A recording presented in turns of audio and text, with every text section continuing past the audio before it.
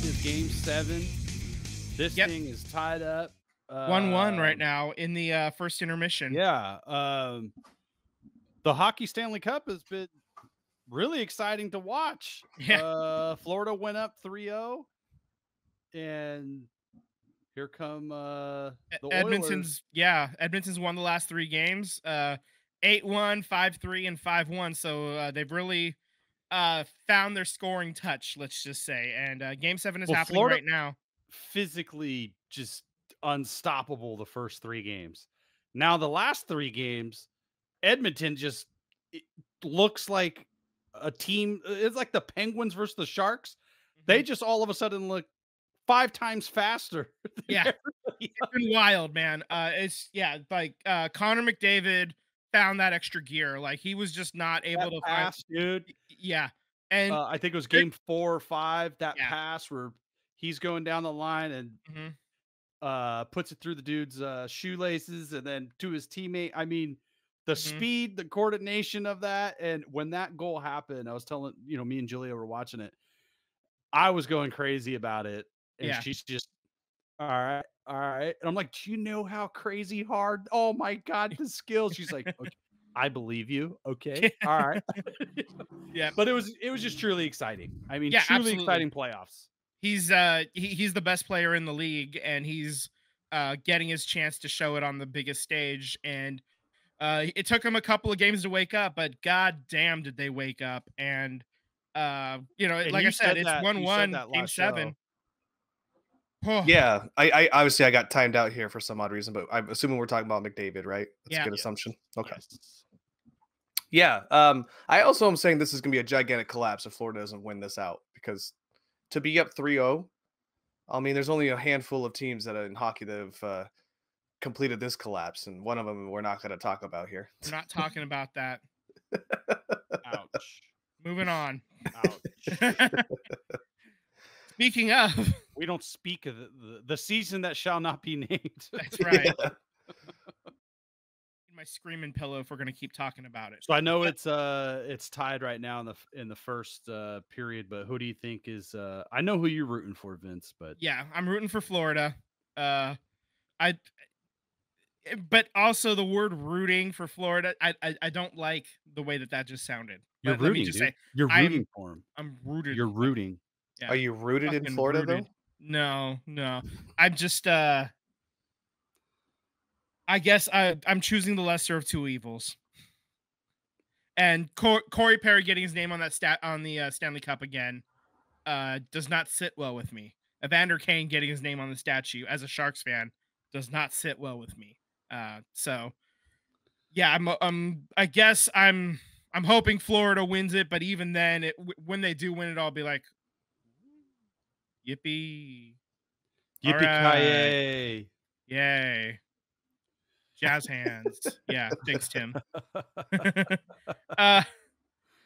Okay, so like we said, this game is ongoing right now. We're about halfway through the first intermission, so if you're watching live, maybe put that game on mute in the background, and then when we're done here, put the sound on, and then watch the rest of a game that is sure to be a classic as it stands right now, because this is it's only happened 9 times. This is only the 9th time that a team has even forced a game 7. Vince, you could tell our fans to like and subscribe, so that way, if they want to, they can come back in their subscribe section and rewatch this podcast. Yeah, but I mean, I want them to stay here live right now. It's fine. Moving on. But keep go ahead and like and subscribe regardless. That's right, absolutely. Yeah, it's the little thumbs up button. You got it, guys. Vince, Tyler switching over to Sharks hockey. Yeah, we got some off-season activity for our boys. So what's going on here, Vince? Okay, so the Sharks claim Barclay Goodrow from the Rangers. He has 3 years and 3.6 million average annual value remaining on his contract. I like that. So it's 3 years, a little under 11 million remaining. That's a pretty reasonable price for a guy that can score. He's a middle six forward. So, and it sounds like explain that, because I don't know if Sam knows what that means. What do you mean by middle six? So second line or third line, basically. There you go. He's not a first liner. He's not a fourth liner. I know He's what that somewhere in the meant. middle. I read stuff. Yeah, I bet. It was for the other people at home who may not know. Yeah, so I like the signing personally. It sounded like Barclay Goodrow was not thrilled with the way it went down. The Rangers were looking to trade him to try to clear up some cap space. But he had a no trade clause. Exactly. He had a limited no trade clause, and it sounds like the San Sharks Jose were was on the on team. it. Yeah. So he's not totally thrilled to be coming back. I wouldn't be either. If I'm being honest, the team is not in a place right now to win, and he wants to win. So if he's gonna win, it's gonna have to be in that third year of that contract. So we'll see, man. We'll see. Hopefully he can provide a little bit of a scoring boost because the Sharks need all the scores they can get their hands on, man. Absolutely. Another move that they made was they acquired another forward. I'm not going to try to pronounce. His name is Igor Afanayasev, something like that, from the better effort than what I would have given you. From the Nashville Predators in exchange for Ozzy Weisblatt, who was their 2020 first round pick. Ozzy never quite made it up to the show. I watched him a couple times with the Kudus, but yeah, it sounds like he was just kind of blocked a little bit. He wasn't quite making as much progress as they were hoping. And so that's another first round pick that they've sent out in the last, couple of years, oddly enough. Yeah, I feel like this is more of an even lateral move than it is anything else, to be honest with you. Money makes sense. You're both getting a young talent that could potentially be something for you. Maybe not and a star player, but something. But I think both players probably need just a change of scenery. Sometimes just a fresh voice in your brain, can bring out more out of you. Sometimes, who knows? Yep. All right, Tim. Let's go ahead and put this up right now. New logos for new logos. The LA Kings unveiled their new logo. Anaheim is expected to unveil their new logo later this week, probably around the time the draft happens on Friday. And they're both kicking it back old school. The Kings are bringing back the Gretzky era logo, just kind of cleaned it up a little bit. And as for the Ducks, they're getting rid of the stupidest fucking duck foot fucking flipper thing, and they're going back to that classic duck hockey mask look, is what it sounds like. Like that's the we put it up here. It's a leak right now. We don't know for sure what it's going to look like, but it's going to look like this, basically, guys. Why didn't they go back to the green and purple? No offense on the orange, but it just looks so much cleaner with the green and purple in terms of Anaheim Ducks is what I'm talking about. Yeah, I don't know, man.